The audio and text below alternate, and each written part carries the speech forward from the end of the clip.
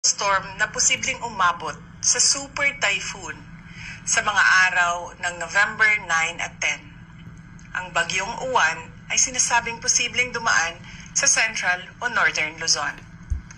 Ang pinakamataas na babalang itataas para kay Uwan ay ang signal number 5.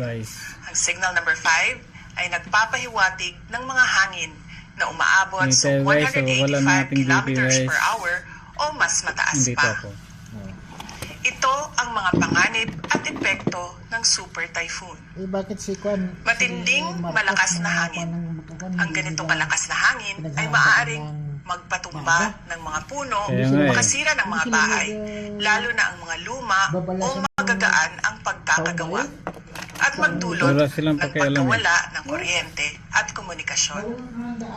Pangalawa, malakas na ulan, pagbaha at pagguho ng lupa. Malakas na ulan ang inaasahan, lalo na sa gabi at sa araw ng paglapag ng bagyo. Maaring magdulot ito ng pagbaha sa mga ilog at lungsod at pagguho ng lupa sa mga burol at kabundukan. Pangatlo, storm surge. Para sa mga pamayanang nakaharap sa dagat, malaking panganib ang storm surge at malalaking alon. Ibig sabihin, ang tubig dagat ay maaaring umabot sa loob ng kalupaan, magdulot ng pagbaha at pagguho ng dalampasigan. Pang-apat, mga epekto pagkatapos ng bagyo.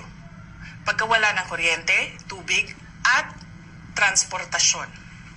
Asahan ang mga abala gaya ng natumbang linya ng kuryente, putol na komunikasyon, saradong daan dahil sa debris o pagbaha, at pagkaantala ng supply ng pagkain at gasolina.